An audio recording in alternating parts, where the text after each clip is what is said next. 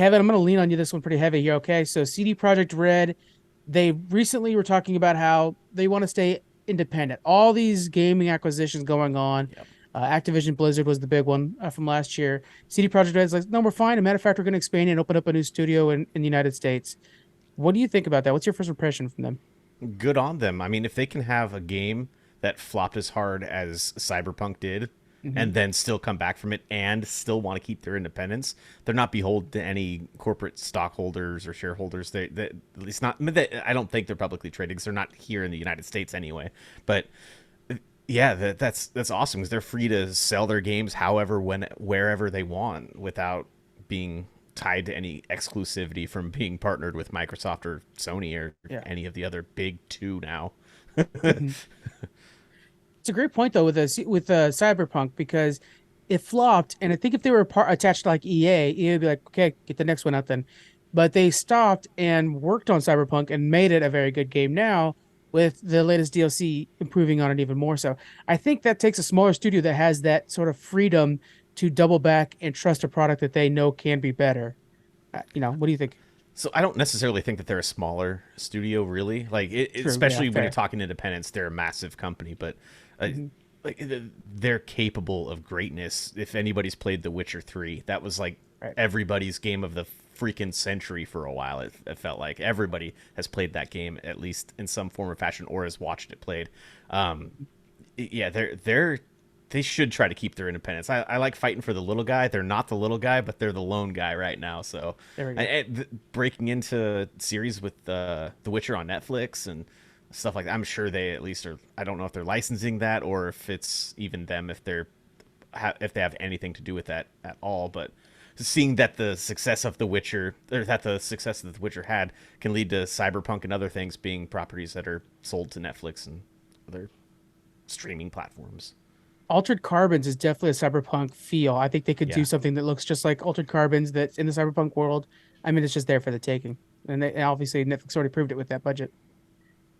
Jonathan, I know like you're not much of a gamer nowadays, but in general with these monopolies, do you feel like you trust a company more when they're kind of on their own like this, when they decide to stand independent? Well, yeah, I think so. I mean, I hate how they're all merging together into these massive corporations. We're not going to have any choices. But I love to see that, like you're saying with Cyberpunk, they double back and they invest in something they made. It's not probably not making them a lot more money doing that. It's expensive to continue to work on something that Yeah. people already said they don't like. But it shows that they have passion for what they do. They really care about the product they're producing.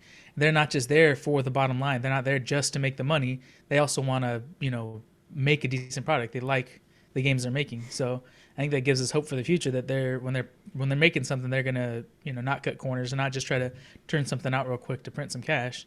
They're gonna be investing in it. That and Cyberpunk is literally the story of corporate monopolies, like taking over the Yeah. planet. So they wrote the book on what happens when that happens. So yeah, I think they know better. Makes me think of like the games that were ruined by that kind of monopoly or shifting companies. And I talk about Shadow of Mordor and Shadow War a lot, but I'll bring it up once again here.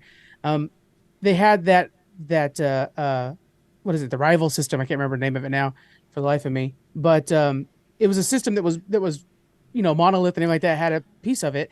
And now that that company was taken apart, all of a sudden we weren't sure if it was ever coming back because like, oh, these ones owns some of the copyright, that one was open some of the copyright. If it was something like CD Projekt Red, it was all in house. Hey, this is where Nemesis. it's at. Nemesis, Sorry. thank you. Boom. Now my brain can work again. Um, but yeah, when it's actually like we're making a product, we're gonna keep supporting that product, and you can keep going with it. That feels good because now we're like, is Nemesis ever coming back? It is in a future game. We know that now it's coming back, but things like that, it gets tied up in the corporate stuff, and it's like you're losing the creative side of things when you do that. Yeah. Um, any other games that you guys can think of that were ruined by Monopoly taking over? Yeah, everything that EA has ever purchased, BioWare, Yeah, just in general, BioWare was Mass Effect ruined. stuff. Yeah, Yeah, yeah, and yeah. Kyle will tell you the same thing about Dead Space. Dead Space was so much better before it. I forgot the name of the developer there, but yeah, EA's killed all the companies that they have bought. So What about Minecraft taking over or Mojang taking? Sorry, Microsoft taking over Mojang for Minecraft, Jonathan. What do you think? Yeah. Were the impacts beneficial or negative on that? I was so hyped because I'm like, okay, they got a bunch of money they're going to put behind it. They can really expand on it. And it looks like all they wanted to do is milk as much money out of it as they can.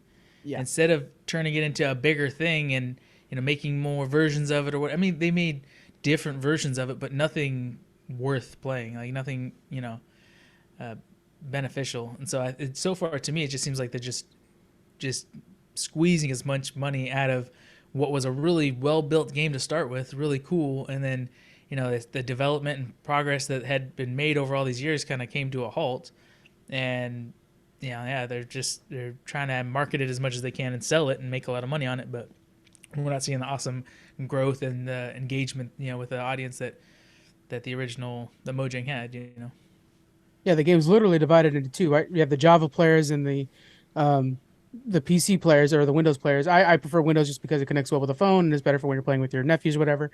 But yeah, like the hardcore Minecraft players, they think that's crazy. They're just on over that bedrock. They don't think it's worth it. But I think in this case, the acquisition actually was beneficial because I think Minecraft might have been forgotten at this point. And the fact that Microsoft came in and decided to pump, I mean, I know we're talking about things costing money, but they also pumped it full of content. And while it's not as much content as I would like sometimes or as diverse, at least there's always something coming out for it, which I don't know if Mojang had the staying power for that. I think Mojang would have needed to make a new game at this point to keep those doors open. Oh, you think they were running out of money to keep well, just because they were only selling the base game and then they were done. They weren't selling the I mean, you know how easy it was. You and me used to do it all the time. Add checks or packs and free, which is great as the consumer, sure. But I'm just saying for the longevity of the game, I don't know if it like if you could just get any skin you want in Fortnite, how powerful would Epic be right now? Nothing. Yeah, but the game, I imagine it didn't take them a whole lot to maintain it too. They're a small company making a small game, charging a small price, and once you have it, you're in.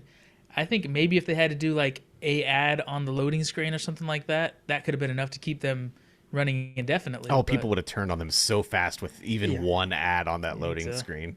So fast. But what I think Microsoft did for them was kind of what you said, the Bedrock Edition. You can play with people on the phone. Like the cross-play ability of that is just, you can play on your phone with somebody who's playing on their Switch, with somebody who's playing on their PC, and just play it in endless different ways. I think that's really neat, and that's something that probably wouldn't have happened without Microsoft behind them.